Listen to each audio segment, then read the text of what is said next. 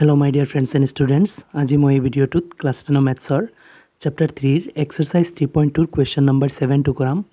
আৰু ছাত্ৰছাত্ৰীসকল তোমালোকে যদি এতিয়ালৈকে মোৰ চেনেলটো সাবস্ক্ৰাইব কৰা নাই প্লিজ সাবস্ক্ৰাইব কৰি লোৱা আৰু বেল আইকনো দবাই দিয়া যাতে মোৰ নেক্সট ভিডিওটোৰ নটিফিকেশন পাই যোৱা এতিয়া হা কোৱেশ্চনটো ষ্টাৰ্ট কৰো সো কোৱেশ্চনে কি কৈছে x - y + 1 = 0 আৰু thrice x + twice y - 12 = 0 সমীকৰণ দুটাৰ লেখ অঙ্কন কৰা এই ৰেখা দুটাই x অক্ষৰ লগতে কৰা ত্ৰিভুজটোৰ শীৰ্ষবিন্দু কেইটাৰ স্থানাংক ওলোৱা ত্ৰিভুজীয় ক্ষেত্ৰটো প্ৰচ্ছাদিত কৰা সো ছাত্ৰছাত্ৰীসকল কোৱেশ্চনে কি কৈছে মই ভালদৰে বুজাই আছো সো কোৱেশ্চনে আমাক প্ৰথমতে কৈছে এই সমীকৰণ দুটাৰে আমি লেখ অঙ্কন কৰিব লাগে তাৰ পিছত কৈছে কি এই সমীকৰণ দুটাৰে যেতুটা লেখ অঙ্কন কৰিম সেই লেখ দুটা মানে সেই ৰেখা দুটাই x অক্ষৰ লগতে এটা ত্ৰিভুজ গঠন কৰিব আৰু ত্ৰিভুজটোৰ আমি শীৰ্ষবিন্দু কেইটা ওলাব লাগে মানে শীৰ্ষবিন্দু কেইটাৰ স্থানাংক ওলাব লাগে তাৰ পিছত কৈছে কি ত্ৰিভুজীয় ক্ষেত্ৰ মানে ত্ৰিভুজৰ ভিতৰ অংশ প্ৰচ্ছাদিত কৰিব লাগে মানে কালাৰিং কৰিব লাগে আমি কাট পেন্সিলেৰে আঁকি দিলে হৈ গল এতিয়া ছাত্ৰছাত্ৰীসকল আমি সমাধানটো কৰো সো প্ৰথমতে আমি লেখ অঙ্কন কৰিব লাগিব আৰু লেখৰ কাৰণে এই সমীকৰণ দুটাক একোটাক কমসে কম দুবাৰ সমাধান কৰিব লাগিব তাৰ পিছত সেইখিনিৰে আমি লেখ অঙ্কন কৰিব পাৰিম সো প্ৰথম সমীকৰণটো হৈছে x - y + 1 = 0 সো এটোৰ আমি দুবাৰ সমাধান কৰিম তেনলে x কিবা এটা ধৰিলে y কিবা এটা ওলাব তেনলে মই ধৰি আছো ধৰু x = মই 2 ধৰি আছো সো x = মই 2 ধৰি ললো তেনলে এই সমীকৰণটোত মই x ৰ ভ্যালু 2 বহুৱাম প্ৰথমতে x আছে প্ৰথমতে 2 বহুৱাই দিছো তাৰ পিছতে -y আছে তাৰ পিছত +1 আছে সো +1 টো মই সেই সাইডত লৈ যাও ইকুৱেলৰ সেই সাইডত গলে +1 -1 হৈ যাব এতিয়া এই সাইডত আছে -y সেই সাইডত আছে -1 আৰু এই সাইডৰ +2 টো সেই সাইডত নিলে -2 হৈ যাব আৰু এনেকৈ হৈ যাব যে -y = -1 আৰু -2 মিলি প্লাই -3 হৈ যাব এতিয়া দুই সাইডে মাইনাস মই কাটি দিম y = হৈ গৈছে 3 এতিয়া ছাত্ৰছাত্ৰীসকল এটো x2 ধৰাত y3 ওলাইছে এনেকুৱা সোৱা বেলেগ কিবা এটা ধৰু আকৌ দুবাৰ সমাধান কৰিব লাগিব তো এবাৰ হৈ গৈছে আৰু এবাৰ কৰি আছো সোৱা এবাৰ মই x ক 3 ধৰি লও ধৰু x = 3 ধৰু x = 3 এতিয়া ছাত্ৰছাত্ৰীসকল এই সমীকৰণটোত x ৰ ঠাইত মই 3 বহুৱাম সো প্ৰথমতে x আছে প্ৰথমতে 3 বহুৱাই দিছো তাৰ পিছত -y + 1 = 0 আছে এতিয়া সোৱা মোৰ y লাগে গতিকে -y টো ৰাখিছো সেই সাইডত সব +1 টো সেই সাইডত নিলে -1 হ'ব আৰু a + 3 টো সেই সাইডত নিলে -3 হ'ব এতিয়া সব -y সেই সাইডত -1 আৰু -3 মিলি প্লাই -4 হৈ গৈছে এতিয়া দুই সাইডে মাইনাস পাই কাটি দিলো y = কিমান ওলাল 4 এতিয়া সোৱা এই সমীকৰণৰ দুবাৰ সমাধান কৰি লৈছো এতিয়া এটো সমীকৰণৰো এনেকুৱা দুবাৰ সমাধান কৰিম সো ছাত্ৰছাত্ৰীসকল সমীকৰণটো লিখি লৈছো সমাধান কৰিবৰ কাৰণে এতিয়া সো মই ইয়াতে x ৰ ভ্যালু কিবা এটা ধৰি লও সো ছাত্ৰছাত্ৰীসকল মই ইয়াতে x ৰ ভ্যালু 2 ধৰি আছো ধৰু x = 2 সো x = মই 2 ধৰি লৈছো এতিয়া সো ছাত্ৰছাত্ৰীসকল মই অলপ চিন্তা চৰ্চা কৰি প্লাই ধৰিছো সো x যদি মই 1 ধৰিলো হেতেন তেনলে 3 1 * 3 হৈ গল হেতেন আৰু 3 সেই সাইডত নিলে আৰু 12 টো সেই সাইডত নিলে -15 হৈ গল হেতেন তাৰ পিছতে 2 দি কাটিব নোৱাৰিলো হেতেন এটা 2 ধৰিছো 2 ধৰিলে সোৱা কটাকটি যাব দুনিয়া সংখ্যা ওলাব চাবা কেনেকুৱা x ৰ ঠাইত মই 2 বহুৱাম সো প্ৰথমতে আছে 3 তাৰ লগত x পূৰণ হৈ আছে তেনলে পূৰণ চিন দিলো x ৰ ঠাইত x ৰ ভ্যালু 2 দিলো তাৰ পিছত +2y আৰু সোৱা -12 আছে -12 টো লিখিলো ইকুৱেলত আছে 0 এতিয়া আমাৰ y ৰ ভ্যালু লাগে তেতিয়া হলে প্ৰথম ক্ষেত্ৰত মই 2y টো ৰাখিম আৰু সোৱা সেই সাইডত এই বস্তুবোৰ পঠাই দিম সোৱা 3 দুগুণ কিমান হ'ব 6 হ'ব আৰু +6 টো সেই সাইডত নিলে -6 হ'ব আৰু ইয়াৰ -12 টো সেই সাইডত নিলে +12 হৈ যাব এতিয়া সোৱা এই সাইডত আছে 2y ৰাখিলো সেই সাইডত সোৱা -6 + 12 প্লাসৰ বেছি আনসাৰ প্লাসৰ হ'ব 12 পৰা 6 গলে 6 থাকিব এতিয়া মই যদি y ৰাখি দিও সেই সাইডত আছে 6 আৰু 2 টো পূৰণ হৈ আছে 2 টো হৰণ হৈ যাব এতিয়া 2 দি কাটিলে 6ত কেইবাৰ 3 বাৰ তেনলে y = ওলাল কিমান 3 এতিয়া সোৱা এনেকুৱা বুজি প্লাই ধৰিছো গতিকে x2 আৰু y3 ওলাইছে মানে সৰু সৰু সংখ্যা হৈছে যাতে আমাৰ গ্ৰাফখন আঁকোতে সুবিধা হয় এই ভ্যালুবোৰেৰে হে গ্ৰাফ আঁকিম এতিয়া ছাত্ৰছাত্ৰীসকল এইবাৰ মই আকৌ x ক ধৰি আছো আৰু এইবাৰ মই x ক 4 ধৰি আছো ধৰু x = 4 মই মিলাই পেলাই ধৰিছো 3 ধৰিলে কটাকটি না যায় অসুবিধা হ'ব মই অলপ চিন্তা চৰ্চা কৰি পেলাই ধৰি আছো সো এতিয়া এই সমীকৰণত x ৰ ঠাইত মই 4 বহুৱাম তেনলে প্ৰথমতে 3 আছে 3 টো ৰাখিলো তাৰ পিছত পূৰণ হৈ আছে x ৰ ঠাইত মই 4 দি দিলো তাৰ পিছত +2y 2y দিলোঁ তাৰপিছত -12 ইকুৱেলত আছে 0 এতিয়া চোৱা ইয়াতে মই ক্যালকুলেট কৰোঁ 3 4 গুণ কিমান 12 তাৰপিছত প্লাছৰ 2y আৰু তাৰপিছত -12 ইকুৱেল 0 এতিয়া ছাত্ৰছাত্ৰীসকল প্লাছৰ 12 আৰু -12 পাই পেলাই মই কাটি দিলোঁ বাকি থাকিল কি এইটো সাইডত 2y সেইটো সাইডত 0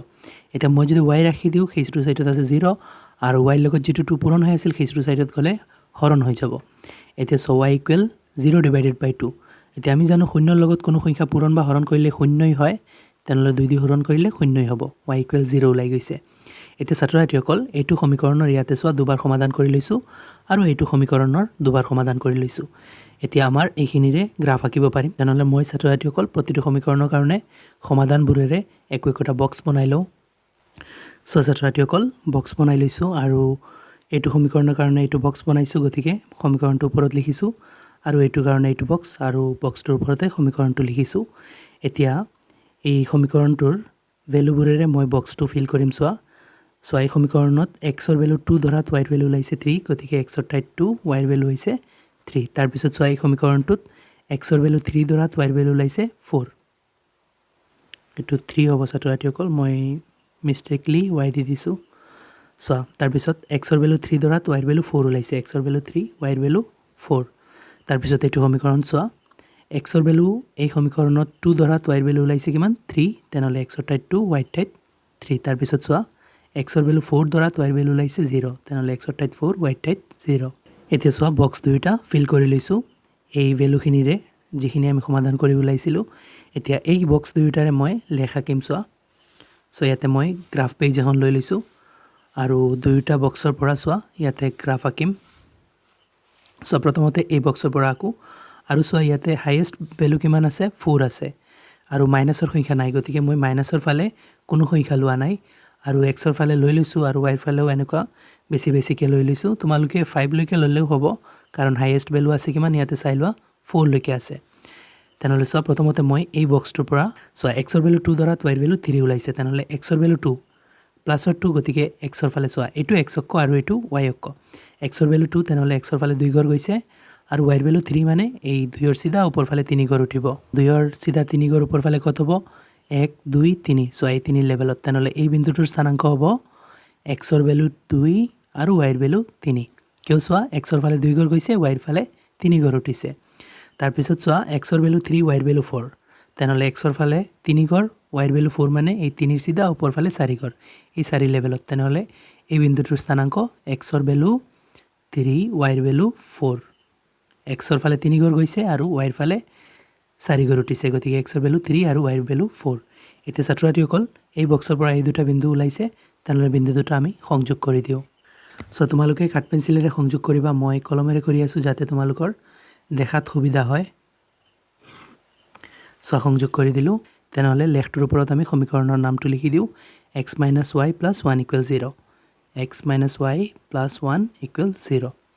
তাৰ পিছত সো আৰু এটা বক্স আছে এইটো এই সমীকৰণৰ পৰা ওলাইছিল তেনেহলে এই বক্সেৰে এতিয়া আৰু এটা লেখাকো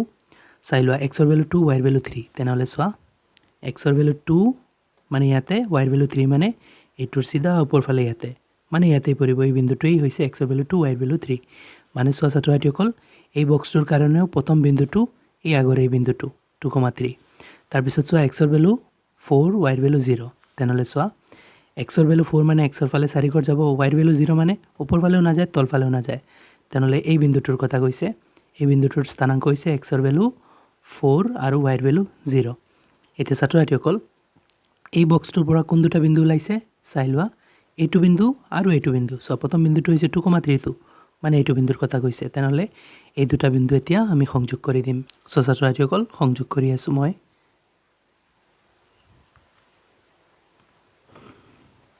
সো সংযোগ কৰি দিলো আৰু সো এই লেখটো কোনটো সমীকৰণৰ পৰা আহিছে এই সমীকৰণৰ পৰা গতিকে মই লেখটোৰ ওপৰত সমীকৰণটো লিখি আছো 3x + 2y - 12 3x + 2y - 12 = 0 লিখি দিছো ছাত্ৰছাত্ৰীসকল এই সমীকৰণটো এতিয়া তোমালোকে চাইছো ছাত্ৰছাত্ৰীসকল এই লেখ দুটাই x অক্ষ মানে এইটো x অক্ষৰ লগত এটা ত্ৰিভুজ গঠন কৰি আছে নহয় চোৱা ত্ৰিভুজ এটা গঠন কৰিছে আৰু কোৱেশ্চনে আমাক কি কৈছে ত্ৰিভুজীয় ক্ষেত্ৰখন প্ৰচ্ছাদিত কৰিবলৈ তেনেহ'লে ত্ৰিভুজীয় ক্ষেত্ৰখন প্ৰচ্ছাদিত কৰিলোঁ মানে কালাৰ কৰিলোঁ এনেকুৱা তোমালোকে কালাৰ কৰি দিলে হৈ গৈছে আৰু এটা কথা কৈছে ছাত্ৰ ছাত্ৰীসকল যে ত্ৰিভুজটোৰ শীৰ্ষবিন্দু কেইটাৰ স্থানাংক ওলোৱা এই যে ত্ৰিভুজ গঠন হৈছে এইটোৰ শীৰ্ষবিন্দু কেইটাৰ স্থানাংক ওলাবলৈ কৈছে তেনেহ'লে শীৰ্ষবিন্দু কোন কেইটা আছে চোৱা এইটো এটা ত্ৰিভুজৰ শীৰ্ষবিন্দু এইটো এটা আৰু এইটো এটা এই দুটাৰটো ওলাই থোৱাই আছে এইটো 2,3 এইটো হৈছে 4,0 আৰু এইটোৰ ওলোৱা নাই এইটো চোৱা কিমান হ'ব এইটো xৰ ফালে সো মাইনাসৰ ফালে আহিছে সো x অক্ষৰ এইফাল হৈছে x আৰু এইফাল হৈছে x ড্যাশ xৰ ফালে প্লাসৰ হয় ড্যাশৰ ফালে মাইনাসৰ হয় তেনেহলে এইটো -1 হ'ব সো 0 ৰ পৰা এইফালে পিছফালে আহিলে মাইনাস তেনেহলে এক গড় আহিছে মানে -1 তেনেহলে ছাত্ৰছাত্ৰীসকল এই বিন্দুটোৰ স্থানাংক কি হ'ব সো x অক্ষতেই পৰিছে তেনেহলে x অক্ষত পৰিলে y ৰ ভ্যালু 0 হ'ব আৰু x ৰ ভ্যালু x ৰ ফালে কিমান গড় আহিছে -1 গড় আহিছে গতিকে -1 আৰু y ৰ ভ্যালু 0 কিয় ওপৰ ফালেও যোৱা নাই তল ফালেও যোৱা নাই x অক্ষতেই পৰি আছে বিন্দুটো গতিকে y ৰ ভ্যালু 0 এতিয়া হৈ গৈছে এই তিনিটা এই ত্ৰিভুজটোৰ শীৰ্ষবিন্দুৰ স্থানাংক তেনেহলে আমি লিখি দিও ইয়াতে সো আমি মেইন কপিত লিখিম যে ত্ৰিভুজটোৰ শীৰ্ষবিন্দু কেইটাৰ স্থানাংক এইটো আৰু এইটো সো ছাত্ৰছাত্ৰীসকল ইয়াতে মই লিখিছো ত্ৰিভুজটোৰ শীৰ্ষবিন্দু কেইটাৰ স্থানাংক হল সো কি এই মই চাই লিখিম এটা হৈছে 2,3 লিখি আছো 2,3 আৰু আনটো হৈছে কি 4,0 আৰু লাষ্টৰটো হৈছে কিমান -1,0 সো ছাত্ৰছাত্ৰীসকল ইয়াতে আমাৰ আনসাৰটো সমাপ্ত হৈছে আৰু ভিডিওটো ইয়াতে সমাপ্ত হৈছে ভিডিওটো যদি ভাল লাগে তেনেহলে লাইক এণ্ড শেয়াৰ কৰিবা চেনেলটো সাবস্ক্ৰাইব কৰি দিবা থ্যাংক ইউ